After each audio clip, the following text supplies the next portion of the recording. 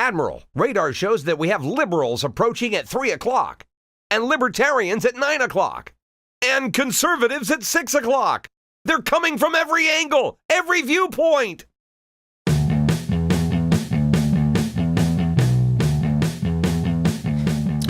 Hello, Green Bay. This is Elliot. This is Political Radar Green Bay. And we are here to talk about the upcoming school board election. And today I'm happy to have Brenda Warren, who happens to be the president of the school board right now. And she's one of the candidates up for election. Thanks for being here, Brenda. You're welcome. I'd like to jump right into things, but is there anything that in particular that you'd like to maybe touch on? Like anything that anybody else has brought up that you think is an underrepresented or important topic that you want to talk about? No, because I think you're going to cover some of them. All right. I'll bring something up. If I think. So I think an important topic that I feel is important is the Washington Middle School thing, and I think a lot of people have wondered about what's going on with that, and even like what happened, what's going on, how we're moving forward, and I think who better to give us an update than you. So I think everybody knows what happened. I don't know that you can necessarily assume that. I think a lot of people know there's something happened. All right. Yeah. So there was we had been working on Washington for quite a while, and it was something that was definitely on our radar, and we'd had a lot of conversations at the board table and things like that. As you know, we had some turnover in principals, and I can't really tell you, what happened because that's all personnel kinds of conversations, which are confidential. But and so there was a teacher that came forward who was very concerned about behaviors, and in her perception, things had gotten worse, and so we, at that point, the timing was such. We had a principal in there that had been in there for a year. The timing was such that, and we'd been working hard at the school and had made some progress, but obviously there's still more progress to be made. And so at that point, there's not really, we put a lot of services, extra support into the school with extra monitors and extra counselor, associate principal, and continue to work hard during the course of that year. And then just looking at data and evaluating how things were going in the school, we decided to make a change with the principal.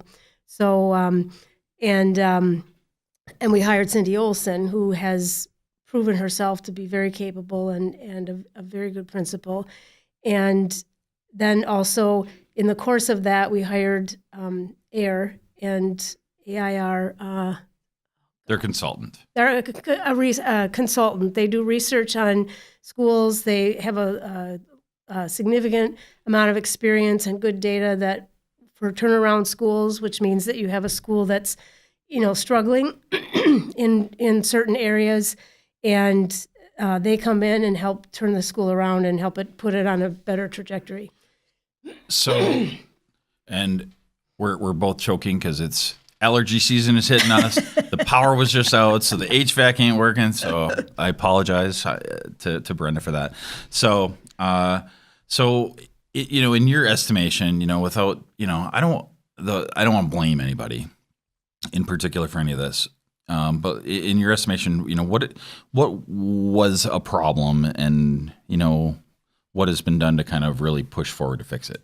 I think one of the problems, and the one that was brought forth by the teacher, was just behavior kinds of things that were we trying to figure out how to meet students' needs in terms of behavior and things like that. We just hadn't found the right formula to put that on a better trajectory.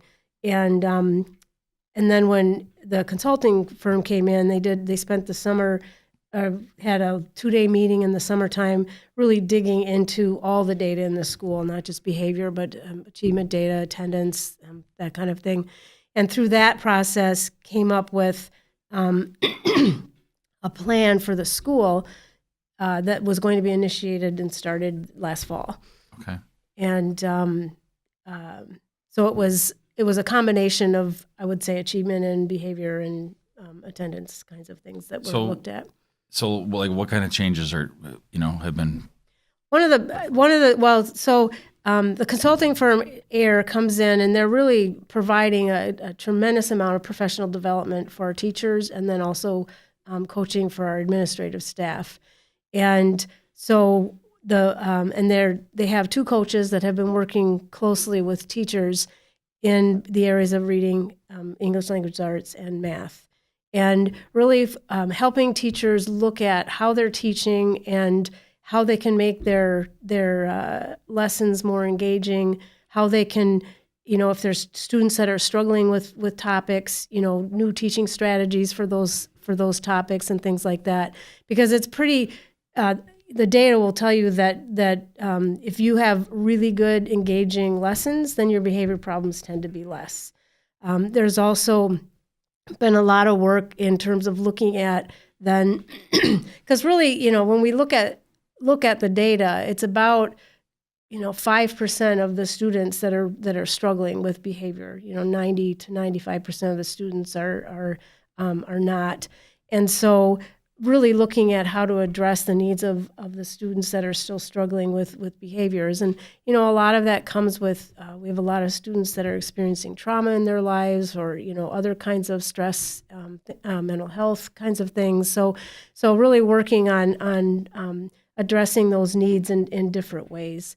And so do those 5%, do they get separated out so that impacting the other kids? We if they are if they're struggling in the classroom, then we have a it's called MLSS, multi-level systems of support. We have one for behavior, one for reading, one for math, and that system says, if there's certain behavior infractions that teachers can handle in the classroom and should handle because they have good relationships with their students. And then there are other behavior infractions that require administrative intervention. So they have student learning advocates that will come, grab the kid out of the classroom and work with them immediately. The goal always is to get the student back into class, because obviously the more class you miss, the more difficult catching up in your schoolwork is. And so that's, but again, you want to, the goal is to get them back. And, in some cases it's kids can kind of cool down, takes them 10 minutes, they talk through what happened and they get back. One of the other goals too is to really look at the root causes of what, why does a child have a behavior, infraction in one particular class? Because in some cases they only have that in one particular class. So there's something in the dynamics of that classroom that, whether it's another student or, that it's a more difficult class for them or something like that, but really looking at a root cause of what causes that behavior problem and trying to address that so that the behaviors themselves don't manifest in the classroom. So it's really a team approach, lots of data, lots of conversations, never giving up on a child and just, working forward. So, I mean, sounds like it's worse than 5% though, right? I mean, based on like teacher quits and, but nobody, like on the outside, most of us don't have the full picture. So like, what are you basing the 5% on? Data that show you what the particular behavior infractions are. Like you're saying 5% on the like behavioral problems? Yes, 5% on the behavioral problems, and I'm not sure exactly what the number is, okay, but it's a fairly small number. And I know that, and we look at the data. So as I recall, it was, 90% of students had 0 to 2, behavior incidences during a school year, and but then some things just go unreported. Like what? Well, so I don't know. This was like maybe 5-6 years ago now. I used to volunteer a lot for junior achievement, and I took a class at Washington. I just had one. And so this is anecdotal. It was one class, and it happened to be, there was a substitute teacher. So, I'm taking this a little out of context. So I'm not saying that this is the norm, right? I'm not.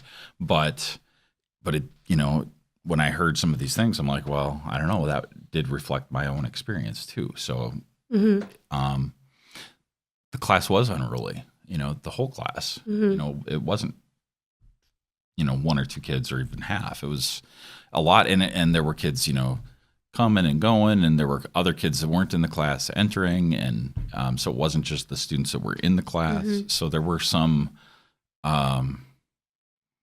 systemic problems with behavior that were, I feel like in those things, they didn't get reported, Like I'm pretty confident like those specific things.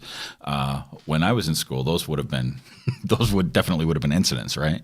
When you were in school, those would have been incidents. So, I don't know. I think a lot of us are maybe thinking about how things used to be. And maybe that's part of it. Maybe I'm mired in the past and I'm thinking, well, boy, some of the things, these would definitely be incidents. And maybe, maybe I'm a little too strict.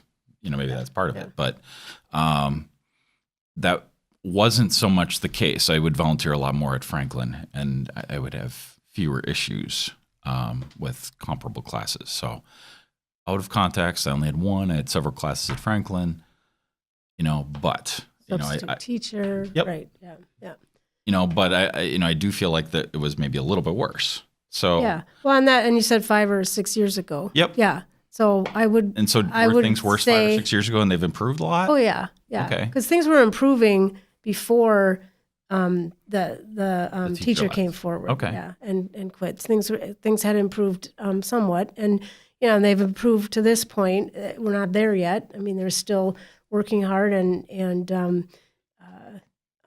improving what's going on in the school. And there's, I've talked to parents who are, pleased with their kids in this school. They love Washington. I've, in fact, a lot of them come forward and they're just sort of tired of hearing about their school, because that's not their experience. Right.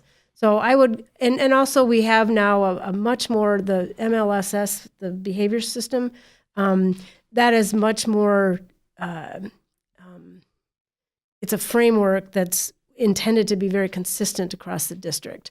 And so there's infractions, examples of infractions listed. There's examples of, first step, second step kind of a thing. And so, and I've looked at, I'm not in every classroom every day, but I've certainly looked at a lot of, I've looked at, behavior reports for students, and you can see that there are infractions that are probably some of what you were seeing that do get reported. Yeah. So I'm and that's gotten better over time.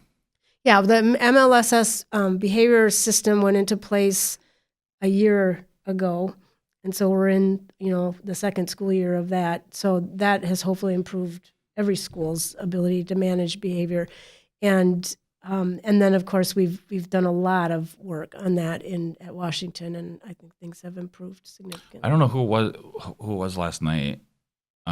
Said something. I think it was about the MLSS that, and maybe I'm misremembering, but is it a complicated system where it's pretty detailed, and it's it's not intended to be complicated. I think we had been hearing a lot, DPI requires every school to have one of these these plans, so but we had been working toward it for quite a few years, and we'd had teachers were just frustrated with sometimes the inconsistency of how behaviors were handled in their school. Yeah.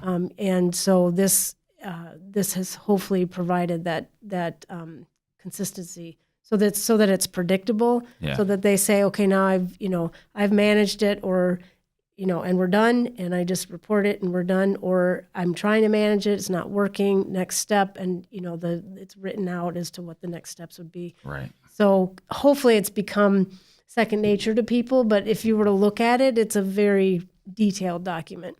So, and do students understand it? Or do they not need to understand it? They probably don't need to understand it.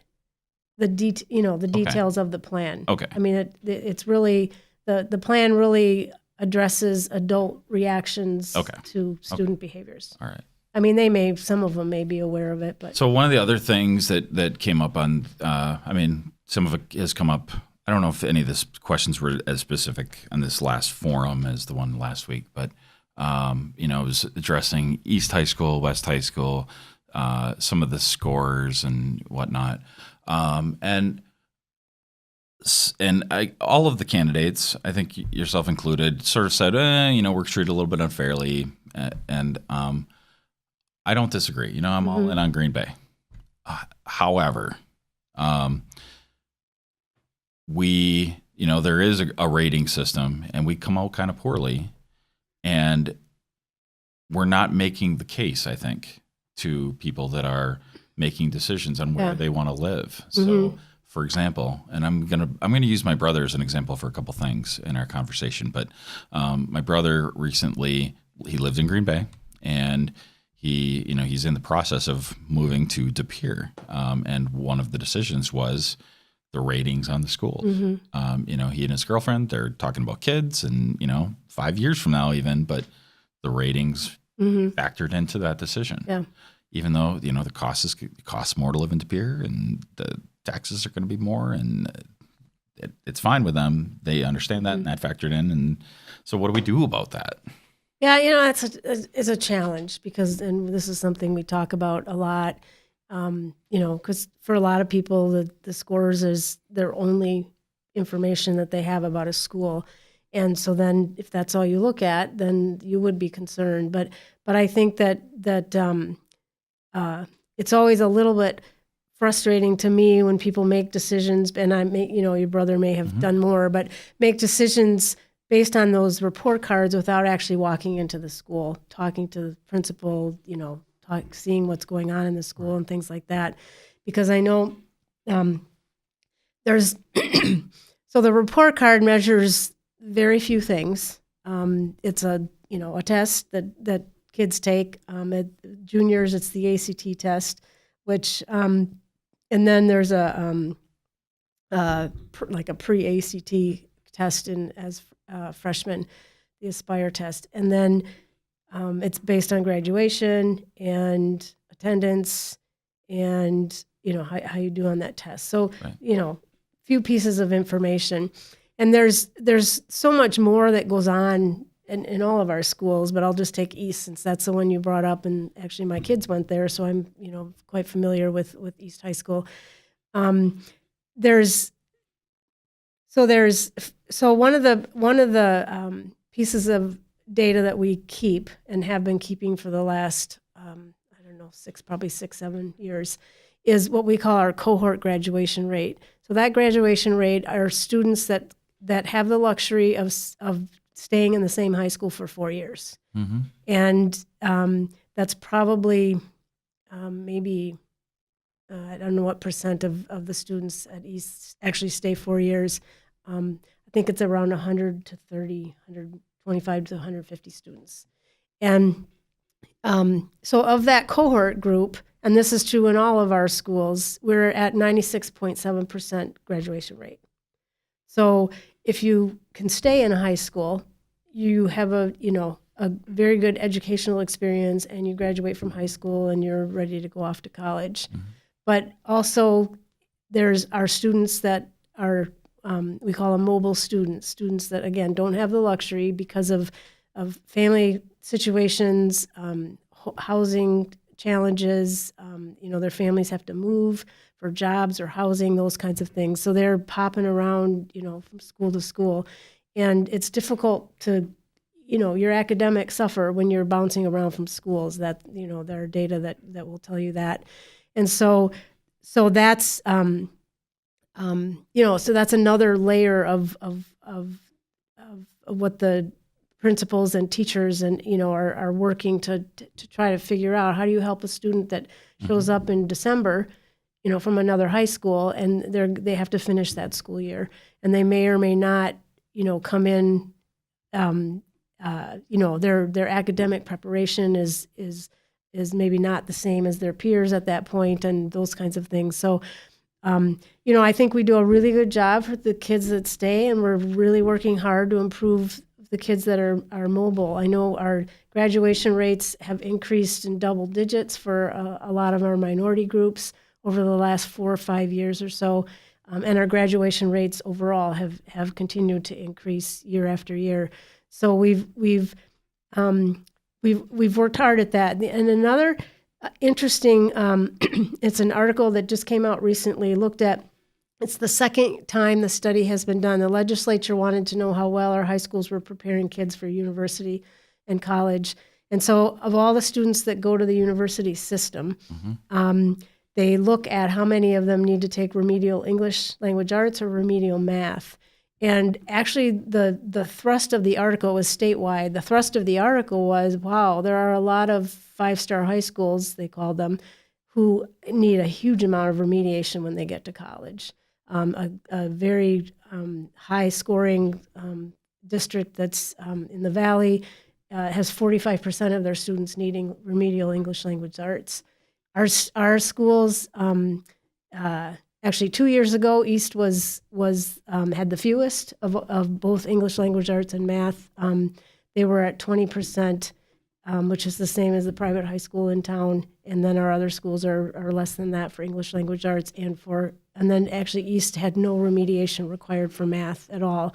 So you know from that you know, again, the kids that are in the high school are getting a really strong education and are going off prepared for college. And it's, if you've ever been in East, and it was like this when my kids are there, and I continue to hear this over and over again, just the community, the sense of community in that school is remarkable. And it's, everybody's working together. There's just that real strong sense with teachers, students, administration. And so it's really a enriching place to go to high school. They have the fine arts program there. That students that have the advantage of having private lessons provided, because we have a great community support for that. They've donated over $1 million over the course of the last 10 years for that. And so there's a City Stadium Automotive program, which is the top of the modern car repair shop, and that was supported by our area dealerships and helped us build that.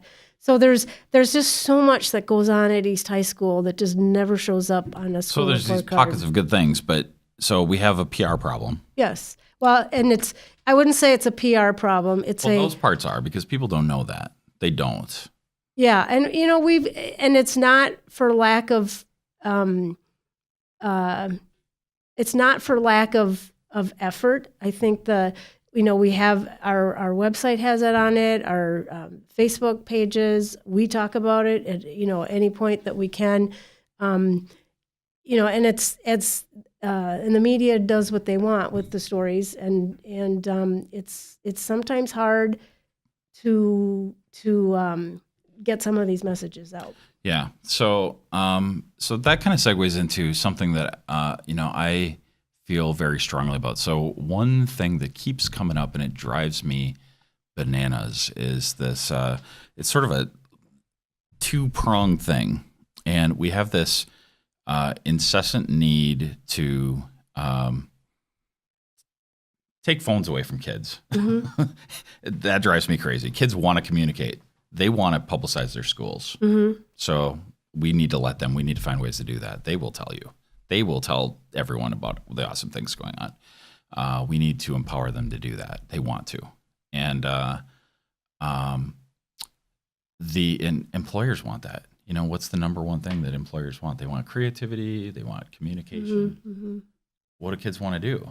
We're dampening that, and we're measuring reading and math, and those are important things. Don't get me wrong. I don't hate on math. I went to school as a math major, but that's not those aren't the things that employers want, right? So, I just look at we need to just allow kids to be our PR voice in our schools more than we have.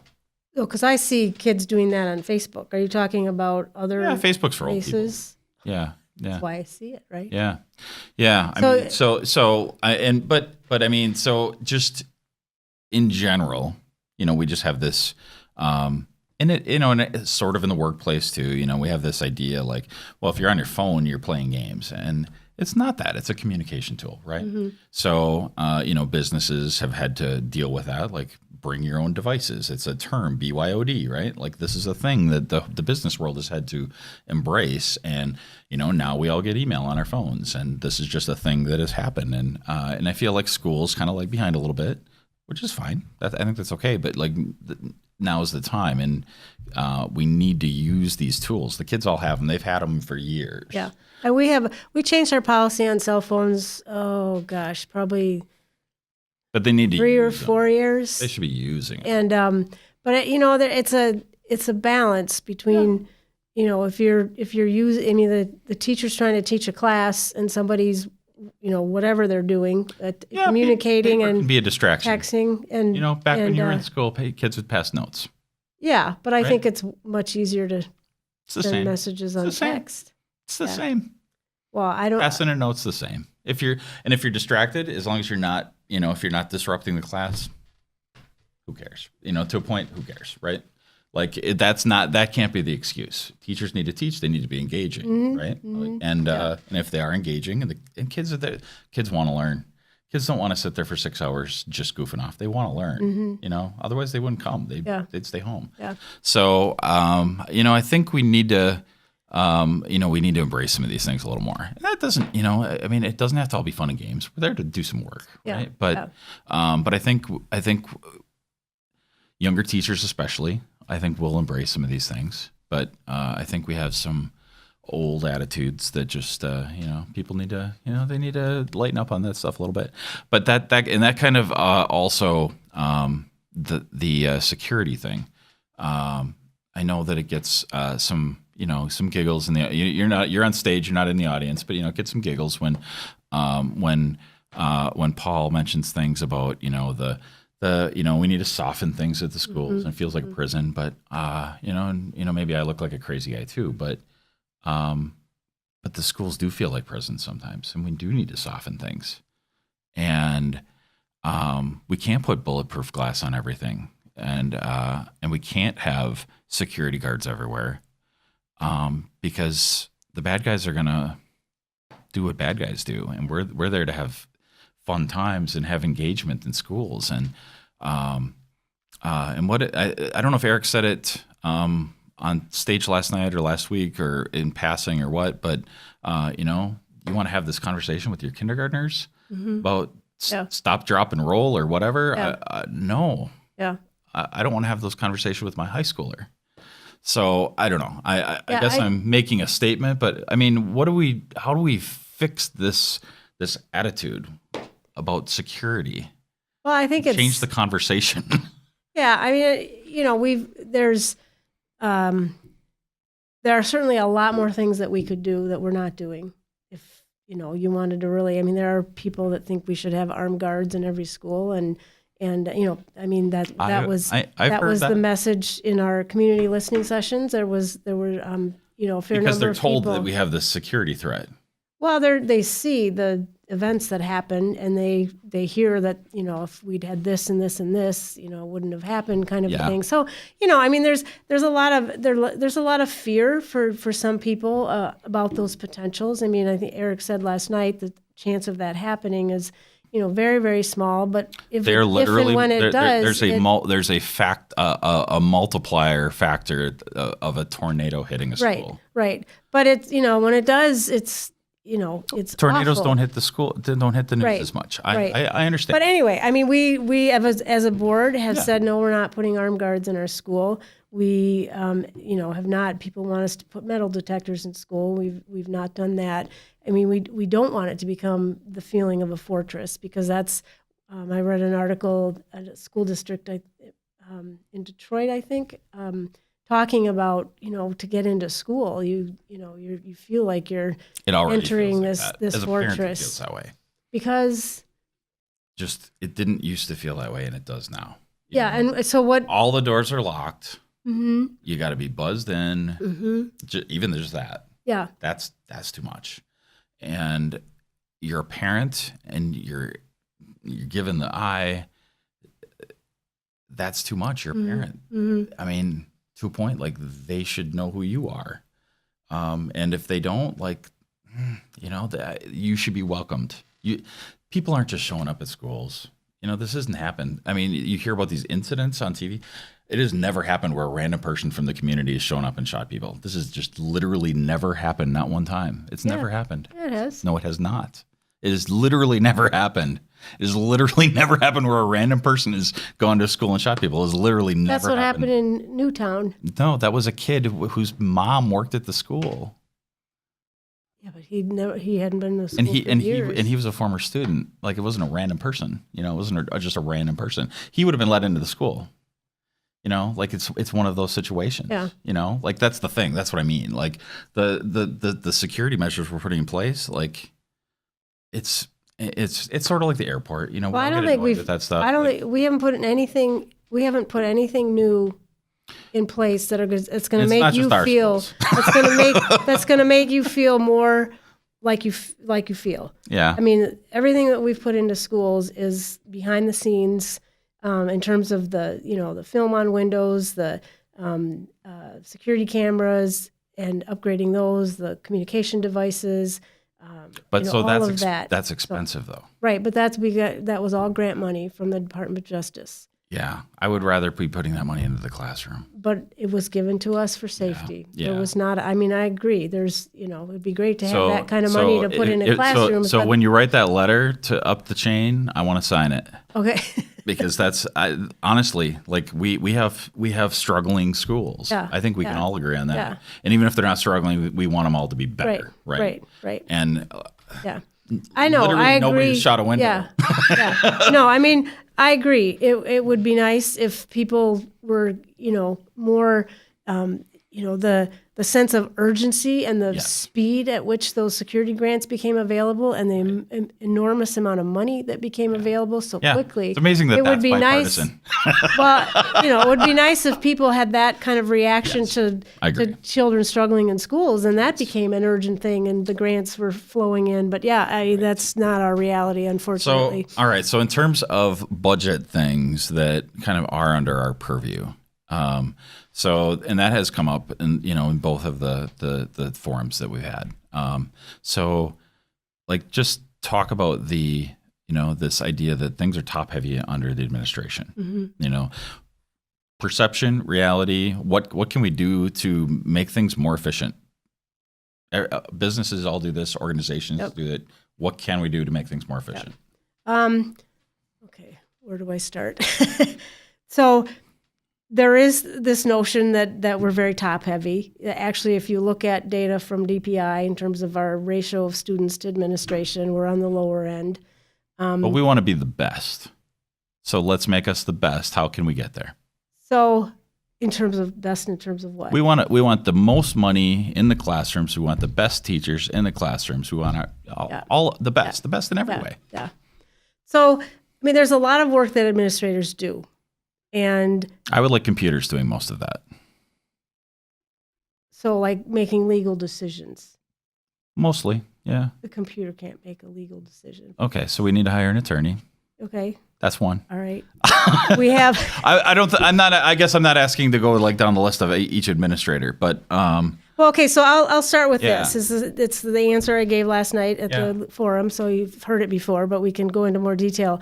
So, we have added a lot of administrators. Over 50% of them, well over 50% of them, are all in schools. So we added 5 schools. So we had 5 new principals, and then the rest of them are all assistant principals.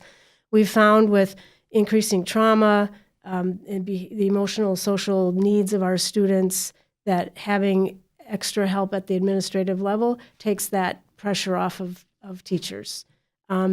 If we didn't have enough staff, and there's a balance. In fact, right before, in response to Act 10, Dr. Moss, our previous superintendent, we had a huge budget deficit to fill. And so he actually cut some associate principals out of some of our schools, and very quickly we realized that was not going to work in those schools. So we added those back. And then we've added them in elementary schools, and again, it's to help manage the non-teaching part of what's going on in the school. And we've added some departments, and that was added administrators. So we have an equity department that didn't exist. It never existed, that one. We had a data department that really didn't have enough staff in it to be able to do what we need to do with our data. We've made great progress in terms of our ability to evaluate and assess our data and use that to inform instruction. And so we have one extra administrator in the data department, and there are.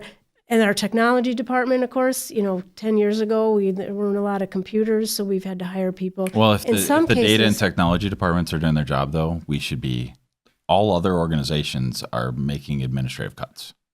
Like across business, nonprofit world, everything, they're making administrative cuts. So if technology is doing its job in the organization, there should be administrative cuts. There should be. That's what technology is for. It's to streamline processes. Okay. That's why we have it. Otherwise, we shouldn't use it. Right, but it doesn't streamline working with human beings. Sure, it does. It absolutely does. Not the face-to-face teaching interaction. It absolutely does. Email. Scheduling of appointments. I mean, there are countless efficiencies that are had through technology. Well, our technology is not that. Well, okay. I'm talking about how you bring technology. We should have fewer administrators overall than we did 20 years ago. We absolutely should. Except all other organizations do. Right, except we've ramped up our technology department incredibly with the amount of machines and equipment. The number of machines should go up, like but the number of people running the machines shouldn't be. Well, they're not running the machines. They're helping our teachers learn how to use technology in their classroom for instruction. That's what a lot of them do. And then they're doing their programming and things like that. We can send teachers the training. So, that's a thing that can be outsourced. So yeah, we should maybe look into that. And that costs money too. You're right. But it's cheaper to have your professional developers in house than it is to send people to training. Sometimes. So we have that in our district, and so it's and we have done every time we have retirements in our administration, not in the school so much because we know the positions that we need there, but every time we have retirements within our administration, we do a really deep dive to say, okay, can we restructure? Can we get more lean? Where is the need greater? And we've restructured. And every time we've done that, we've done it as a revenue neutral event. So there have been new needs. For instance, there's 2 unfunded mandates, educator effectiveness and academic career planning, that takes a tremendous amount of time. So we had to hire somebody to do both those programs, to facilitate those programs. Now the educator effectiveness is getting better. It's been initiated, so we've been able to pare back the amount of time that is devoted to that particular program. And then there's some of our administrators we reclassify. So we have a position, the person is doing the same job one day as they are the next day, but their position has been reclassified to a salaried administrative, or usually a manager kind of a position, because we save money, because they work year-round, they work at night, some of them, and we were paying overtime, and we look at that and we think, it's cheaper to have them as a salaried person. And then there's a couple that DPI required us to identify as administrators. And so, again, the salary didn't change, the job didn't change, just the title changed because DPI asked us to reclassify two different people. So it's complex, and it's not, we don't add administrators just for the fun of it, but it's very much looking at the needs that we have. And I think it's important, and we know that it's important to have, a lot of resource in our classrooms. We have added. Those are the things that people want to hear, though. Right. Like that's what and so we've want. Right, and so, but it's a balance, because without there's the administrators work hard and do a lot of really good work. If they are not there, then who does that work? Then it falls back onto principals in schools, teachers in schools. They have to absorb some of that. So there's a balance, and we're not blind to that fact. Yeah. And we've added like $3 million in teachers, and mostly special ed teachers. So the regular classroom teacher isn't going to feel that so much, but we're finding that our special ed students are coming to us. There aren't as many, but they have much more, much higher need. And so we've hired extra, teachers, and then a lot of paraprofessionals too to help us. And I think with that's those something that we students. heard a lot, in the forum. Yeah. Uh, So, and it's, right now every year, I think since I've been on the board, we've had to cut our budget.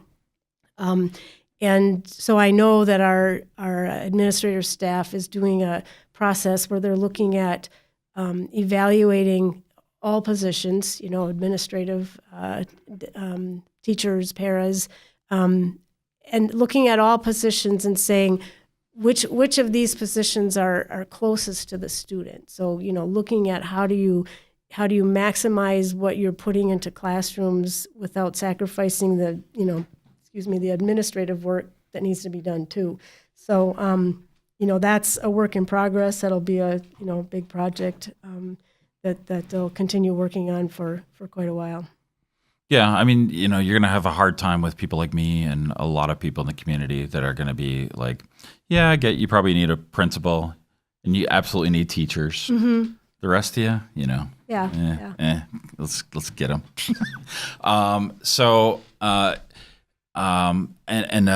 Somebody mentioned something about a bunch of like clerical positions have been added. Mm-hmm. So what's the deal with that? I don't think the clerical positions have been added, and I think I looked into that because it seemed odd to me, the statement that was made that I think it was that we're spending $5 million on clerical and only $3 million on paraprofessionals. And I think what happened was that because there's a whole nother line item for paras in our special education budget, Fund 27, and that's $6 million in paras. So when you add those two, and most of our paras are in special ed because they're there to help assist with students. So when you add those two numbers up, it's a different story. So it's I think a little over $9 million for paras, and then the $5 million for clericals. So that was the comment that was made. But and so the clerical workers are doing like what and where? Well, every school has at least one. They're the ones that figure out if visitors and parents and things like that are coming in. They can answer a lot of questions. They're answering the phones. I mean, it's the typical clerical kind of work and bookkeeping, the finances, because each school has a budget and they work with that. In our high schools, we have more because we have so many activities that have budgets and things like that we have a bookkeeper and then usually a clerical person. And then we have in the high school we have attendance secretaries also that take. And all that falls under clerical? And all that falls under clerical. Okay. And then we have, all that falls under clerical. And then at district office, we have people that do clerical work for the administrators. Okay. So what can we do to cut some of that? You want to come answer phones? Phones shouldn't be answered. Phones should be answered by people should be directed to proper resources. Why are people calling? For instance, people call as like a last resort, right? They're calling because of. I don't know that they call as a last resort. Why are they calling? I don't. Because, I never make a phone call. I can use an app. Right, and that's you. That's most because people. You're that's most technology person. That's most people. I don't think so because I was just in a meeting with parents today, and they want to be able to call. What are they calling? Well, they want to call. They want to have a conversation with teacher. With sometimes they're calling to they want a message needs to be taken to their child, although less so now because we have cell phones. Right. The attendants, the parents are calling in, or in many cases they're leaving messages now too. Right. But we're required to keep very strict attendance records because that's one of our school report card measures. But that's why I think if that was electronic, you'd have better records. Well, it's all Yeah.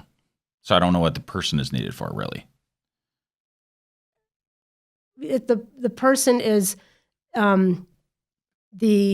is making sure that the attendance records are accurate. I mean, a lot of the time that they spend doing that. I think you could probably consolidate some of those things. I mean, like that just seems like a thing that there could be some efficiencies there, where you could have one person overseeing the electronic systems for multiple schools, for instance. It seems like that should be something that there could be some efficiency. Yeah, and I don't know enough about. That seems like something that seems it seems like there could be some definite efficiencies done there. And I mean, like that seems like a big deal. Like if we can cut just through attrition, right? If we get through attrition, we can cut a position a year. That seems like a big budget line. That seems like a big deal. So like I think that's something that would be worth looking into. If we can make some efficiencies that way, just through attrition, those are big deals, right? So if we can have one person doing the job of two people. And something that happens in the business world frequently is if there's you have two people doing the same job. And you just, you just go to one of them and say, hey, do you think you could do the job of both people? We'll give you 50% more money. And they say yes. That there's some efficiencies there anyway, and you don't have to say it quite like that. But I mean, there can be efficiencies made, right? And that happens all the time in the business world, right? Where you can just through attrition, right? And like you said, you do that on an administrative level, but I think there's some clerical things that could happen too. And, we want to eke out every dollar we can so we can put dollars into the classroom, because I hear the same things you do. And like, I don't want teachers buying school supplies for students, I hear the same things and I think we all care. So, I mean, those are the things that like every dollar we can put into a classroom, I think we want to do. Yeah. So like that's the side I'm on, and I think you're on that side too. Yeah. Right? So yeah, and again, I think the evaluation that the administrative team is looking at all positions. Yeah. And trying to figure out, looking for those kinds of efficiencies. So I'm not part of that, of the work that they're doing. It's not something board members get involved with, but we will have conversation about it at some point in the report. When they start making some decisions about that. So closing thoughts went quick. Yes, did go quick. maybe for me. Maybe you felt like I grilled you too much. No, it was fine. I'm good. You expected it. So you were ready. I was ready. So closing thoughts. Yeah. I feel like in my 15 years we've made some really good strides toward improving our schools and making them places where all kids can be successful. There's still a lot more work to do, and I'm excited about the work we've done. I'm hopeful that work, that a lot of it is foundational work, that work will help propel us forward in a really good way.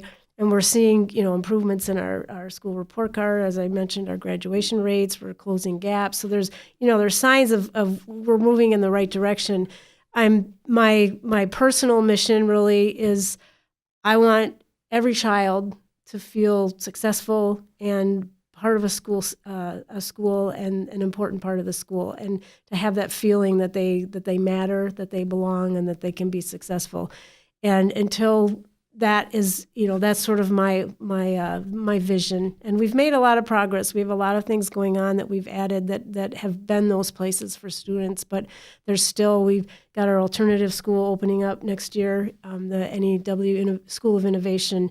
I think that will really help us to address the needs of students that really haven't found traction in school in terms of their academics so far, be able to give them a little bit more individualized education.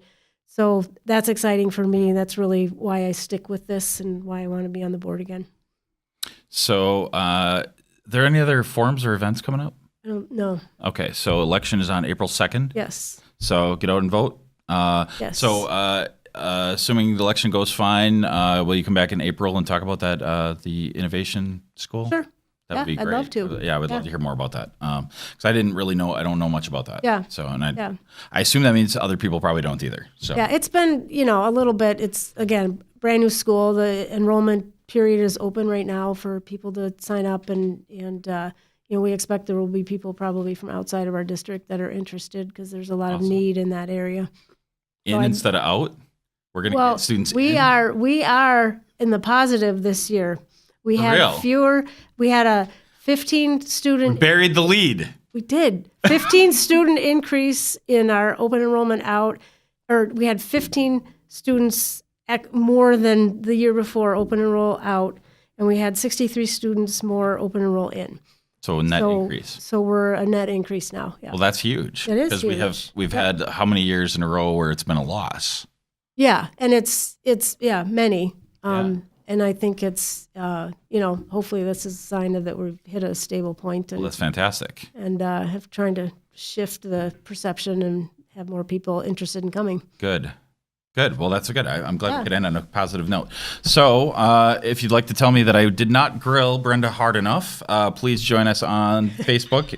Hopefully, Facebook stays up long enough for you to do that. We have a Facebook group for Political Radar. You can go on to the Political Radar Facebook group. There's a Blind Partisan Facebook group as well, where we talk about more global national issues.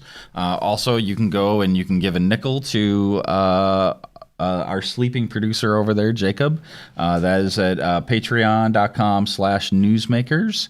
Otherwise, please subscribe and share the show. That's how people find out about us. Thanks for watching.